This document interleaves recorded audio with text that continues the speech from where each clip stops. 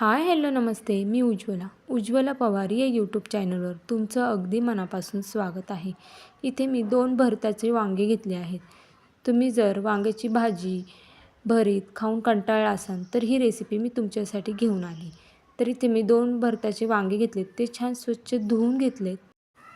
खरंच सर्वांना आवडेल अशी मी खूप छान रेसिपी तुमच्यासाठी घेऊन आली, त्यामुळे व्हिडिओ संपूर्ण पहा, स्किप करू नका.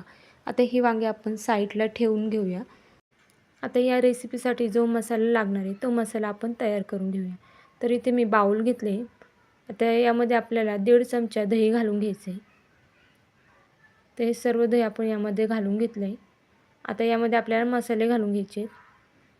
इथे मी अर्धा चमचा बेडगी मिरची पावडर घातली आहे. अर्धा चमचा आपल्याला कांदा मसाला घालायचा आहे. अर्धा चमचा आपल्याला गरम मसाला घालायचा आहे.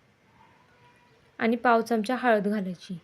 मसाले तुमच्या आवडीनुसार तुम्ही कमी जास्त करू शकता. आता थोडीशी अद्रक लसूणची पेस्ट घालायची आणि बारीक कट केलेली कोथिंबीर घालून घ्यायची आणि चवीनुसार मीठ घालायचे. मीठ तुम्ही तुमच्या अंदाजे घालून घ्या. आता हे सर्व आपल्याला छान मिक्स करून घ्यायचे. खूप जास्त साहित्य नाही लागत ह्याला, अगदी कमी साहित्यामध्ये होते. आता यामध्ये आपल्याला थोडंसं पाणी घालून हे छान मिक्स करून घ्यायचे. खूप जास्त पातळ नाही करायचं. व्हिडिओमध्ये दाखवते त्याचप्रमाणे याची कन्सिस्टन्सी ठेवायची. तर पाहू शकता एकदम थोडंसं पाणी घालून हे सर्व मी छान मिक्स करून घेते.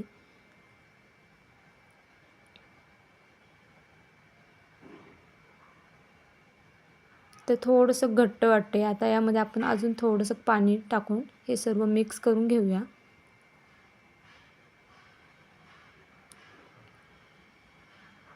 तर पाहू शकता अशा कन्सिस्टन्सीमध्ये आपल्याला हे बॅटर तयार करायचं आहे.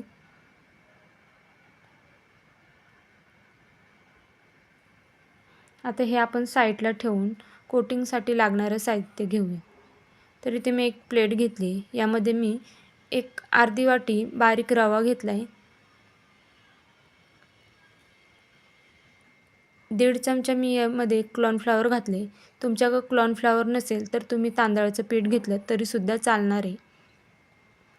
आता यामध्ये आपल्याला अर्धा चमचा लाल तिखट घालून घ्यायचं आहे. आता यामध्ये आपल्याला चवीनुसार मीठ घालून घ्यायचे. आपण मसाल्यामध्ये देखील मीठ घातलेलं आहे, त्यामुळे त्या अंदाजानुसारच यामध्ये मीठ घालून घ्यायचे. आता हे सर्व छान मिक्स करून घ्यायचे. तुम्ही माझ्या चॅनलवर नवीन असाल तर प्लीज एक लाईक एक सबस्क्राईब नक्कीच करा. नवीन यूट्यूबरसाठी तुमचं एक लाईक एक सबस्क्राईब खरंच खूप लाख मोलाचं असतं. आता इथे आपण वांगं घेतलं आहे. आता याचा पाठीमागचा भाग आपल्याला कट करून घ्यायचा आहे आणि ह्याच्या बारीक असे पातळ असे स्लाईसमध्ये हे वांगं कट करून घ्यायचे. तर पाहू शकता अशा पातळ स्लाईसमध्ये आपल्याला वांगं कट करून घ्यायचे. खूप जास्त जाड देखील कट करायचं नाही आणि खूप जास्त पातळ देखील कट करायचं नाही. तर खरंच खूप छान रेसिपी आहे. नक्की ट्राय करा. लहानांपासून मोठ्यांपर्यंत खरंच खूप आवडते अशी ही रेसिपी आहे. आणि जे नॉनव्हेज खात नाही त्यांच्यासाठी खरंच खूप उत्तम रेसिपी आहे. तर पाहू शकता याच पद्धतीने आपण सर्व वांगं कट करून घेऊया. तर तुम्ही माझे व्हिडिओ कुठून पाहताय हे मला कमेंट करून नक्कीच सांगा आणि तुम्हाला माझे रेसिपीचे व्हिडिओ कसे वाटतात हे देखील मला कमेंट करून सांगत जा. तुमची छान छान कमेंट वाचून खरंच खूप छान वाटतं. तर पाहू शकता आपण सर्व वांगं कट करून घेतलं आहे. आता या वांग्याचे एक एक काप घेऊन आपण जो मसाला तयार करून घेतला आहे तो याला सर्व लावून घ्यायचा आहे. तर दोन्ही साईडने आपल्याला मसाला छान असा लावून घ्यायचा आहे. तर पाहू शकता व्हिडिओमध्ये दाखवते त्याच पद्धतीने आपल्याला मसाला लावून घ्यायचा आहे. आता सर्व ह्याला मी मसाला लावून घेते. तोपर्यंत तुम्ही माझ्या चॅनलला जर अजून देखील लाईक केले नसेल तर प्लीज एक लाईक नक्कीच करा. तर पाहू शकता अशा पद्धतीने आपण सर्व वांग्याला मसाला लावून घेतला आहे. दोन्ही साईडनी छान असा मसाला लावून घ्यायचा आहे, म्हणजे त्याची टेस्ट खूप छान लागते.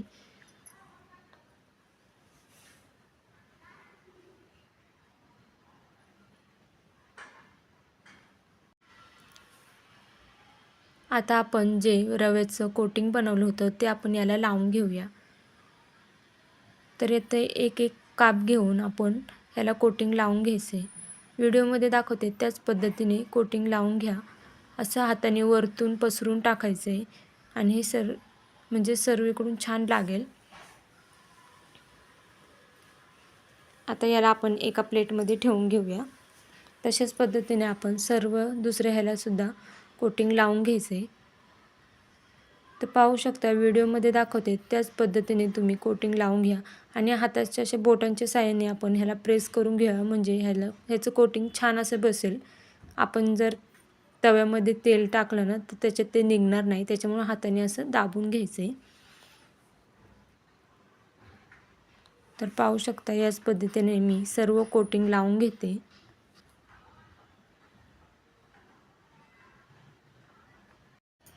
आता इथे सर्व ह्याला मी कोटिंग लावून घेतले. आता याला आपण शॅलो फ्राय करून घेऊया. तर इथे मी गॅसवरती तवा ठेवला आहे. तवा गरम झाला की यावरती आपल्याला तेल घालून घ्यायचे. तेल छान सर्वीकडून पसरून घ्यायचे आपल्याला. पाहू शकता व्हिडिओमध्ये दाखवते त्याच पद्धतीने आपल्याला तेल या तव्यावरती सर्वीकडे पसरून घ्यायचे. आता पाहू शकता आपलं तेल छान गरम झाले. आता यावरती आपण जे सर्व काप केलेत ते ठेवून घेऊया. खरंच खूप छान रेसिपी आहे ही आणि खूप वेळसुद्धा लागत नाही ह्या रेसिपीसाठी आणि जास्त साहित्य देखील लागत नाही. आणि जे नॉनव्हेज खात नाही त्यांच्यासाठी खरंच खूप छान आणि उत्तम पर्याय आहे हा. नक्कीच ट्राय करा आणि कशी झाली हे देखील मला नक्कीच सांगा.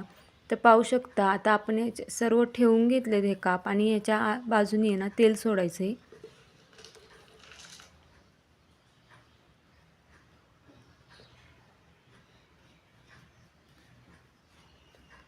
आता याला आपण पलटी करून पाहूया.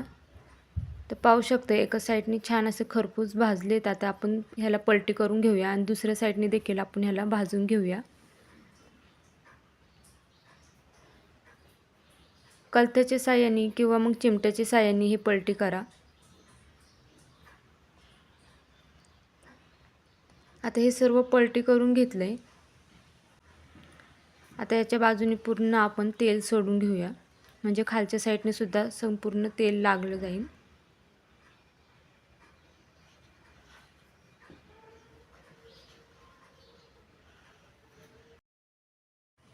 आता दोन्ही साईडनी सुद्धा छान भाजलेत, पण आपण ह्याला पुन्हा एकदा पलटी करून 2 मिनटं अजून ह्याला कडक होऊन द्यायचे. तर पाहू शकता अशा पद्धतीने आपण हे सर्व पलटी करून घ्यायचे. कलथ्यांनी व्यवस्थित पलटी करता येत नाही, यामुळे मी चिमट्याने ह्याला पलटी करून घेते. कडक झाले की खरंच खूप छान लागतात, त्याच्यामुळे थोडेसे कडक. तुम्हाला जर कडक नसेल आवडत तर तुम्ही असे नरम ठेवले तर सुद्धा चालणार आहे. तर पाहू शकता मी सर्व हे पलटी करून घेतले. आता याला 2 मिनटं ठेवून याला कडक होऊन देते. तर पाहू शकता 2 मिनटं ठेवून मी याला छान असं क्रिस्पी करून घेतले. तर एकदम छान असा आवाज येतोय. तर कशी वाटली तुम्हाला माझी आजच्या वांग्याच्या कापची रेसिपी हे मला कमेंट करून नक्कीच सांगा. आणि भेटूया उद्या एक अशाच नवीन रेसिपीसोबत. तोपर्यंत सर्वांनी काळजी घ्या. बाय.